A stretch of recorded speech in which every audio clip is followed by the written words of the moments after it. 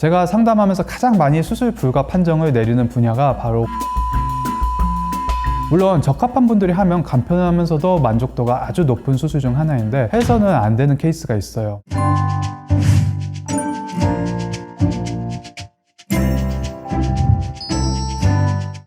안녕하세요. 무드원 성형외과 윤태경 대표원장입니다. 오늘은 제가 여태까지 만났던 환자분들 중에서 상담만 하고 결국에는 수술을 안 하는 방향으로 설득을 했던 분들에 대해서 얘기해 볼까 해요. 저희 병원에서 이미 수술이나 시술을 해보신 분들은 알고 계실 텐데요. 저희 상담 시간 굉장히 긴 편이에요. 저랑 환자분들이랑 마주하는 시간이 긴데 왜 길 수밖에 없는지, 그리고 어떤 분들이 수술을 고민하다가 결국에는 수술을 하지 않는 방향으로 마음을 정하시게 된 건지 몇몇 사례들을 얘기해 볼게요.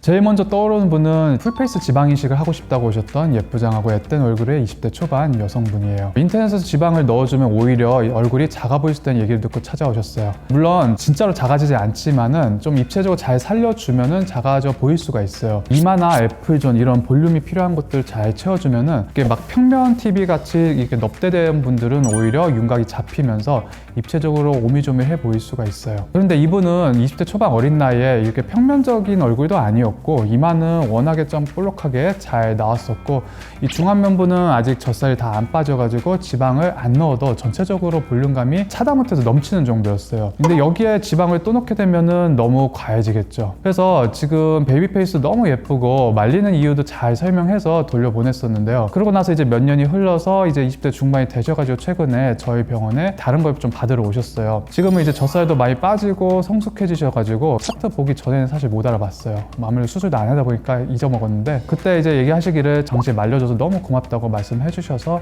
잘 돌려보냈다 싶었어요. Goodbye. 이분은 7번째 코 수술을 저한테 받고 싶어서 재수술 전문병을 열심히 알아보시고 오신 분이었어요. 첫 수술 때는 직선코를 했는데 그때 뭐 코가 너무 길어 보여서 재수술하고, 뭐 그러다 보니까 염증이 생겨서 보형물도 교체하고 여러서 뭐 교정하고 뭐 이것저것 계속 하다 보니까 구축도 오고 이러면서 수술 횟수가 많아지셨던 분이에요. 계속 수술이 반복이 되니까 흉살도 많아지셔서 콧구멍 안쪽으로도 거의 이게 막 답답하게 되면서 조직이 소멸할 것처럼 뭐 너무나도 콧구멍도 작은 상황이 된 거예요. 이게 숨이 잘 쉬어지려나 싶은 정도까지 되셨던 분이었어요. 그래도 다행히 저한테 오기 직전에 마지막 수술에서는 라인이 어느 정도 잘 나와가지고 본인 이미지에 잘 어울리는 여성스러운 반버선 코였어요. 이분도 마지막 수술 이후에 당연히 만족을 했었고, 그래서 10년 동안 잘 지내셨다고 해요. 그런데 저한테 왔을 때는 카리나님 사진을 들고 와서 요즘 트렌드인 직반버선 이렇게 해달라고 해서 오신 거였어요. 요즘 유행이라니까 갑자기 하고 싶어졌다는 거예요. 근데 이분처럼 코 상태가 너무 안 좋은 분들은 웬만하면 하지 말아야 돼요. 이게 수술 횟수가 거듭될수록 아까 말한 것처럼 안쪽에 흉살은 점점 심해지고, 그러다 보니까 콧구멍도 점점 좁아지고,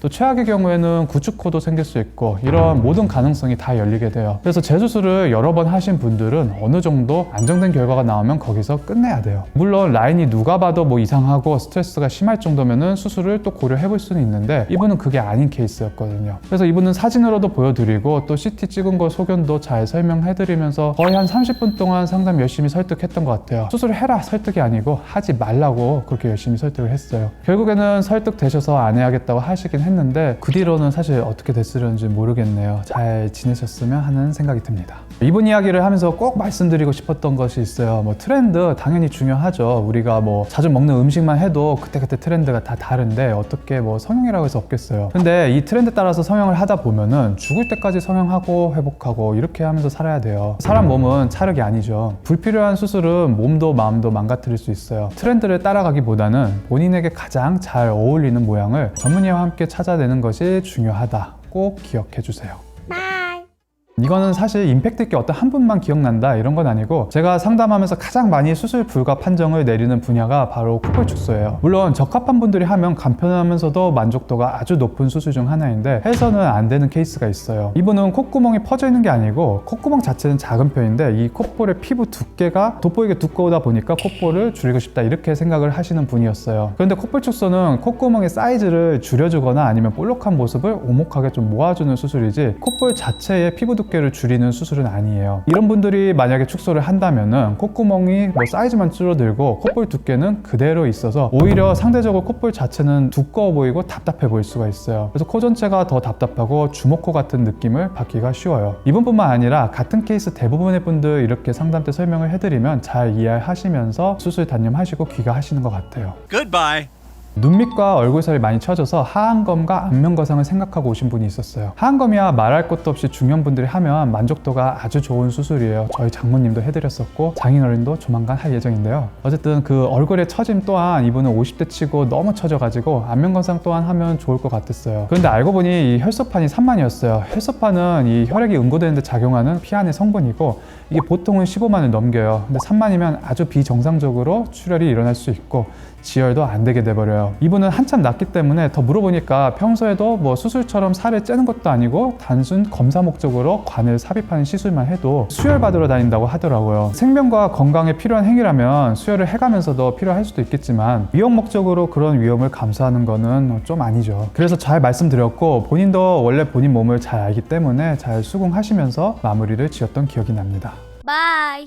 한 2년 전쯤이었나 저한테 이런 분이 오는 날이 오다니 싶은 분이 있었는데요. 코를 볼드모트처럼 이렇게 뚝 잘리고 콧구멍은 들린 것 마냥 연출을 해주고 콧대는 무조건 사람 같지 않은 느낌으로 그 영화 아바타에 나오는 아바타들 중에서도 콧대가 굉장히 굵고 높은 사람처럼 해달라는 사람이 있었어요. 여기에 추가로 이분은 남자인데 그 와중에 쌍꺼풀은 여자 쌍꺼풀보다 한 두세 배 두꺼운 소세지 쌍꺼풀에 눈떠짐은 개슴츠레하게 만들어 달라고 하더라고요. 그래서 누가 봐도 자기 자신을 알아볼 수 없게끔 해달라고 하셨어요. 당연히 이건 정상적인 요구가 아니기 때문에 상담 때 몇 번이나 다시 물어보고 제가 그림으로 그려가면서까지 정말 원하는 게 이게 맞는지 확인 또 확인했어요. 근데 이분이 전반적으로 좀 이상한 분이었냐, 대화를 하면서 느낀 건데 그건 또 전혀 아니었어요. 제가 봤을 땐 지극히 평범하고 하다못해 말수도 많은 편은 아니기도 한 40대 중반이셨는데 왜 꼭 그렇게까지 하셔야겠냐 이유를 물어보면 막상 그때는 갑자기 말하지 못하고 그냥 그저 그렇게만 해달라 이렇게만 말씀하시더라고요. 당연히 이렇게 하면 나중에 후회도 돌이킬 수 없다. 눈 뜨는 근육의 기능에 영향도 생기고 코도 그런 식으로 올리면 염증 가능성도 올라가고 또 짧게 그렇게 만든 코끝은 돌이키기도 어렵다. 열심히 설명해서 저는 말리는 수밖에 없었어요. 뭔가 사연이 있었을 것 같긴 한데 그 뒤로는 저는 모르겠습니다.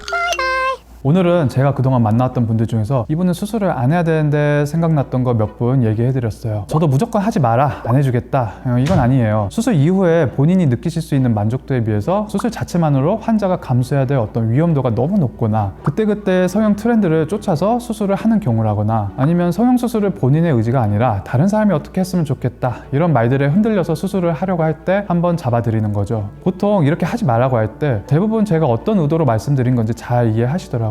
지금 이 영상을 보고 계신 분들 중에서도 눈재 수술을 할까? 호재 수술을 할까? 고민들을 많이 하실 거예요. 의학적인 필요성에 의해서 그리고 본인이 원해서 해야지 필요한 상황도 아니고 남들 얘기 몇 번 듣고 수술을 할 정도로 이 성형수술은 가볍지 않습니다.